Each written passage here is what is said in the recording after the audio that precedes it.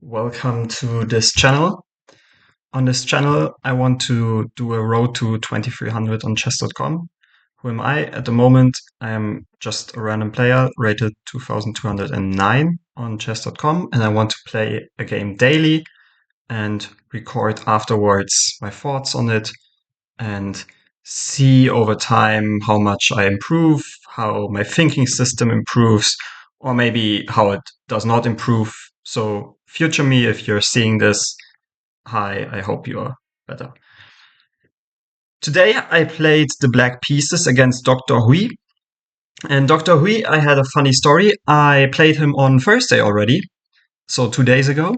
And we had an opposite color bishop endgame. He was up a pawn. He tried to press, and for some reason, he sacked 3 pawns. And then I just won. So opposite color bishops endgames, as we all know, usually always drawn. Losing an opposite color bishop at endgame up a pawn is impressive. So, and also in this game, opposite color bishops will play a role. And, well, I also had the black pieces in the game on Thursday, and I also have the black pieces today. And he plays a weird opening. He plays d4, knight f3, and delays c4, and plays knight d2. So the idea of knight d2 is to get the knight to b3 and then control c5. And we'll see that this is a really potent idea, and I have no fury anymore because, I mean, I have maybe seen this in like 5 games. So I can't learn everything, so I'm out of fury already. And I try to prepare the move c5 because in QGD structures, you always want to break with c5. That's why in queen's pawn openings, usually the knight doesn't go to c6 because you don't want to prevent the c pawn from moving. And also, it will develop my bishop to b7. With e3 developing his bishop here and also maybe threatening bishop b5 check. I play bishop b7, and already bishop b5 could be annoying. I'm not 100% sure what's like. I'm just playing some moves and see what happens. Maybe bishop b5 is an idea. He plays a3, and he maybe wants to play b4 to prevent c5 from me. I play knight d7, prevent like taking the gas out of bishop b5. He develops his bishop, prepares the castle, and I strike with c5. Takes, and I take with the knight in order to get the knight to e4. Again, maybe bishop b5,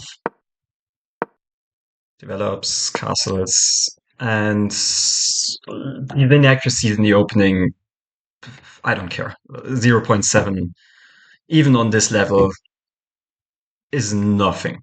Nothing. So as long as you are not down like a pawn and get 0.7, then it's tangible. But like a positional 0.7 advantage is nothing on this level. Takes. And he develops his bishop to this very good diagonal. Also, he has bit space on the queen side. And bishop b5 could be annoying.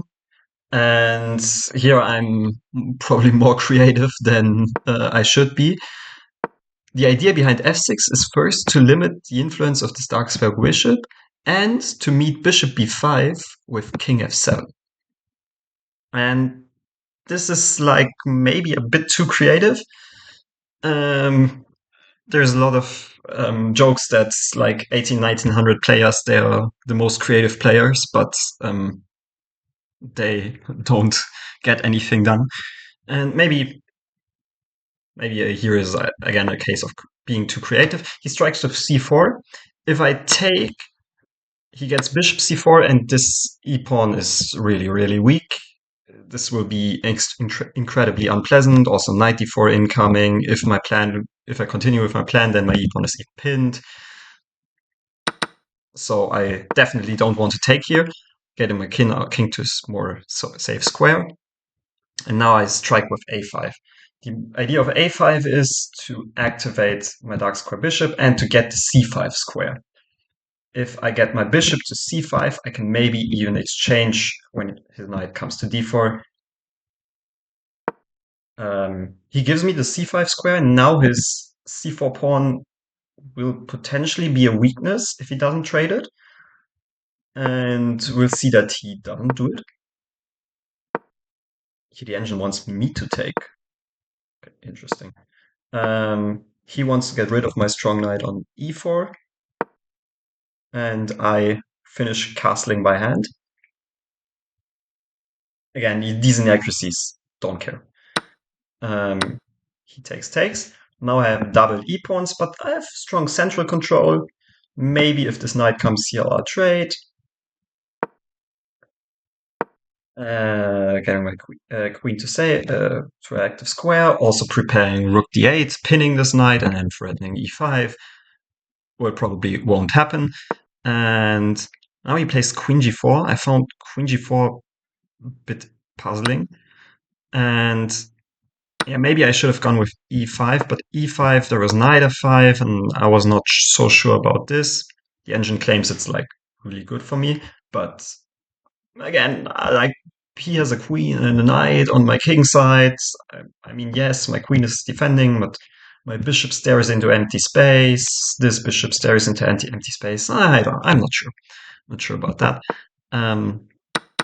That's why I took. Here, I think it's a strategic error from him to take with the bishop, because this, he has pawns mobile, and you want to have your pawns mobile and not have them stuck, because now after bishop takes, I can play e5, and now he's kind of stuck. The engine wants him to take here and claim that these pawns are enough for a piece. Taking a bishop for one pawn. If he plays this, then we might have a cheating discussion. I think this is on this level, it's not playable. Also, I would be incredibly happy. And now we have opposite color bishops. His bishop is pretty trash. My bishop is pretty trash. He has a backwards c pawn that is targetable. I have a backwards b pawn that is potentially targetable. Also, he can strike with c5 and trade these pawns and then be left with a protected pass pawn. So I thought I was maybe slightly worse, but I have the open d file to combat this. And now I'm trying to double up on the d file. If he takes, I get pass pawn myself, and my bishop suddenly becomes really, really good. And the thing with opposite color bishops is, in the end game, it usually leads to a draw. But in the middle game, when there are attacks involved, the side that is attacking is really, really benefiting from opposite color bishops, because let's imagine a scenario like this, and I'm attacking on the king side.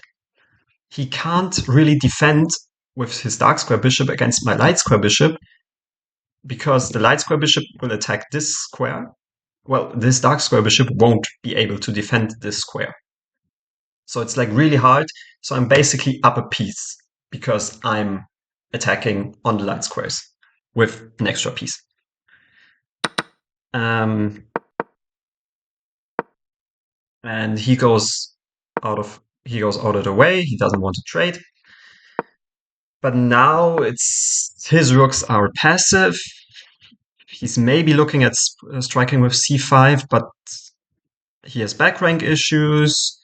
I might be able to triple stack. His bishop is passive. This pawn is on a light square, which means if I can infiltrate with the queen,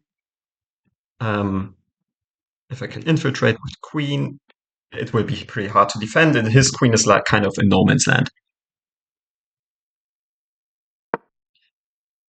Here is I'm preventing queen e6 check, because queen e6 check would bring his queen back. And here he plays something weird. He plays g3. I was threatening back rank mate with rook e8, so he had to deal with this. But g3 is like, he's so weak on the light squares now. And suddenly, after I'm sacking this e4 pawn, my bishop, which was bad before, has two great diagonals. I can decide if I want to have the bishop on this diagonal or on this diagonal. There's like, both of them are great. So I have now the problem that my bishop has too many good diagonals, and his bishop, well, I'm definitely not moving this e-pawn. His bishop is really, really bad. And maybe there was a way to activate it earlier with bishop a3, but I don't know. And now I'm back threatening mate again. The engine wanted to reverse the order. Again, I think this is not really that interesting. Here I'm coming in with the queen and I'm forking these two pieces. The engine wanted me to fork like this, and now I can have the square for my rook. This is definitely better than what I did. I went with the more straightforward way, and now I got the queen to b4, which I could have done like in one go. The engine thinks this is not that great for me, but I don't care. He has only 3 minutes and his bishop is trash, and he'll definitely lose a pawn here. And I'm so active. His king is constantly weak. This is so good for me. He now tries to combat my rook on the d line, and I take the a4 pawn. Now, even in endgames, even if he magically manages to trade rooks and queens, I have a protected outside passed pawn. This pawn is not that good anymore. Still some chances. Also, I'm threatening rook d1 at the moment. And generally, I'm looking for a way to get my queen on this diagonal. And now I have seen the way. I try to provoke him to trade, because if he does, my queen is here and here. And he can't really move his queen from the first rank because I have queen up. And this is what happens. I do a bit fancy Luft to get my king to maybe, even in some cases, if he gets c5 and takes and then gets the queen here or here, I'll just move to h7, because h7 is a light square. He has a dark square bishop, so he can't really attack me on a light square. And here he just resigned because he has only 1 minute against my 2 minutes. But that's not the main problem. The main problem is he's getting mated on the light squares. And here we see the opposite color bishops with queens on the board. If, let's say, we trade queens in some stupid fashion,